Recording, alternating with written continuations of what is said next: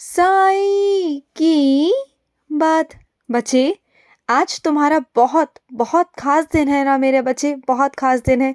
आज की शुरुआत ही तुम्हारी बहुत अच्छी हुई है, मैं जानता हूँ मेरे बच्चे।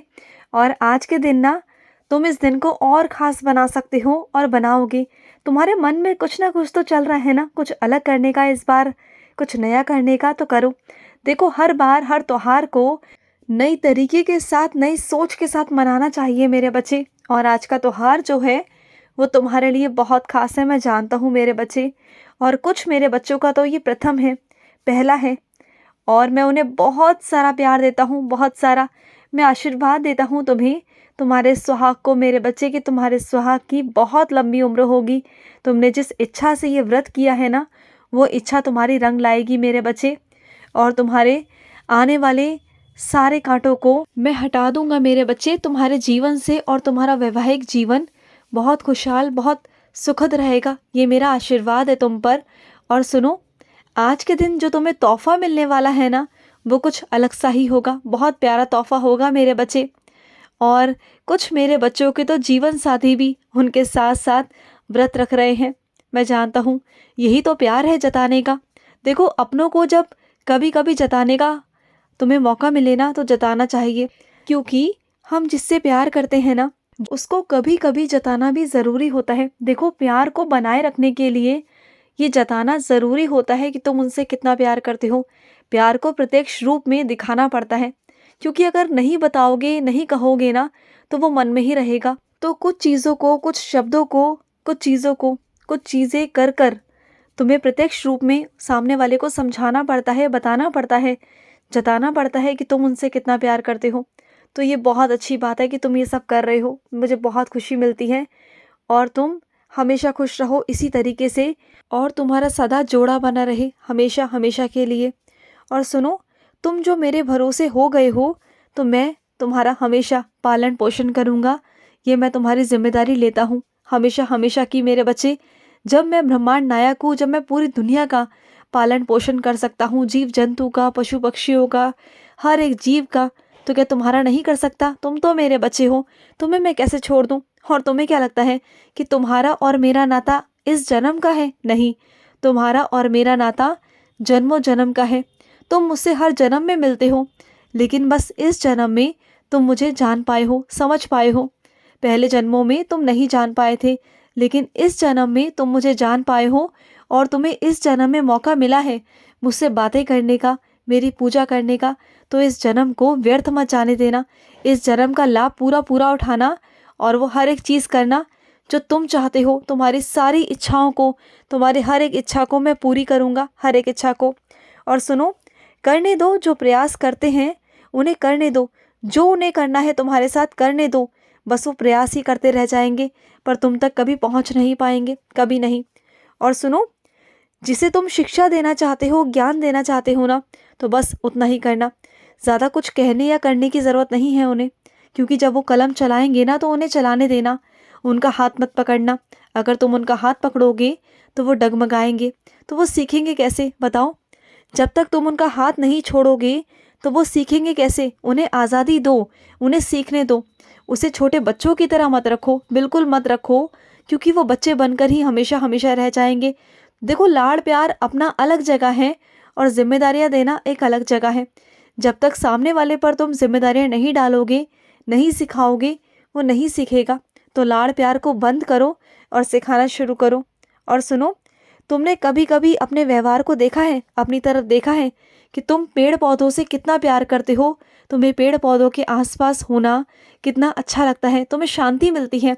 और ज़्यादातर तुम पेड़ों के साथ वक्त बिताना चाहते हो, तुम तस्वीरें भी वहीं पर लेते हो।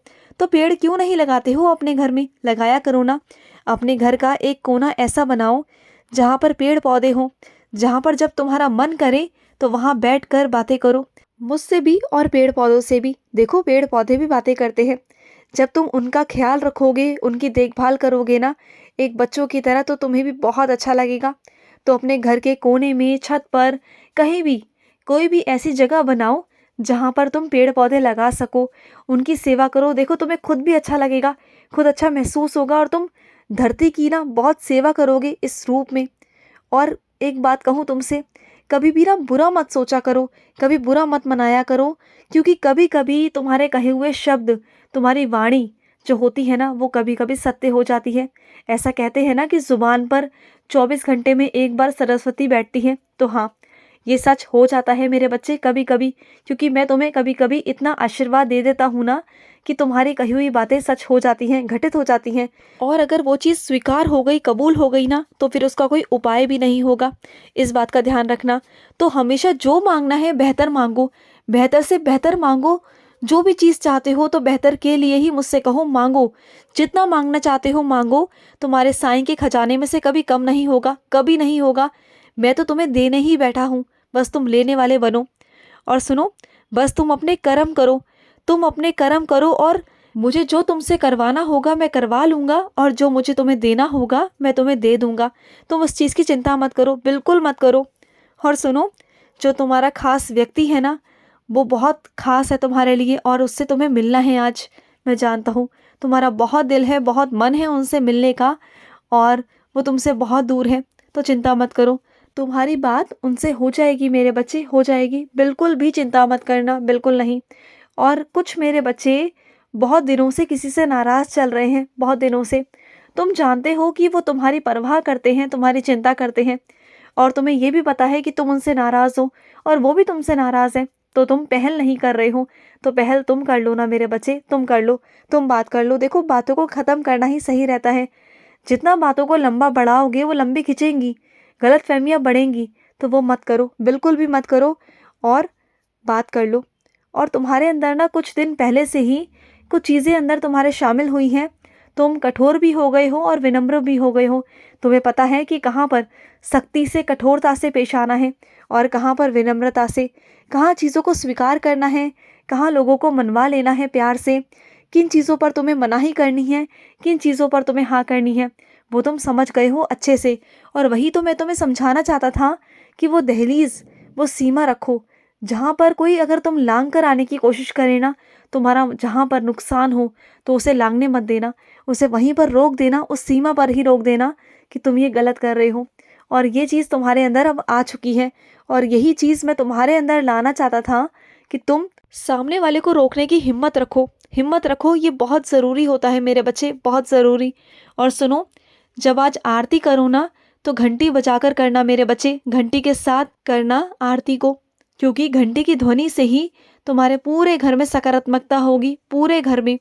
और सुनो, तुम्हें ऐसा लगता है ना कि उन्होंने सबको निमंत्रण दिया, तुम्हें नहीं दिया, तुम्हें नहीं बुलाया, और तुम अंदर ही अंदर से परेशान हो कि तुम्हें क्यों नहीं बुलाया। तो सुनो, उनके मन में जो बात है उसे रहने दो ना। अगर तुम वहाँ पर नहीं गए तो तुम्हारा आत्मसम्मान कोई नीचे नहीं हुआ, उस पर कोई ठेस नहीं पहुँची मेरे बच्चे। देखो, ये छोटी छोटी बातों पर ना ध्यान देना बंद कर दो, बिल्कुल बंद कर दो, क्योंकि अगर तुम इन बातों पर ध्यान दोगे ना तो परेशान ही रहोगे। इस सोच से दूर हो जाओ। अगर उन्होंने नहीं बुलाया तो नहीं बुलाया ना, या ये भी हो सकता है कि वो भूल गए हों, और ये भी हो सकता है कि उनके मन में कोई बात हो, वो किसी वजह से तुम्हें नहीं बुला रहे हों, उनका मन हो बुलाने का, लेकिन वो किसी चीज़ से डर रहे हों। तो सामने वाले की परिस्थिति को समझो। हो सकता है कि वो कभी कभी वो चीज़ें तुम्हें जता नहीं रहे हों, बता नहीं रहे हों, जो वो डर रहे हैं, जो बताने से घबरा रहे हों, और वो उसी डर की वजह से तुम्हें नहीं बुला पा रहे हैं। तो मन से बिल्कुल भी मत लगाओ, जाने दो, बिल्कुल जाने दो, नज़रअंदाज कर दो। खुश रहो। आज का साई संदेश समाप्त हुआ।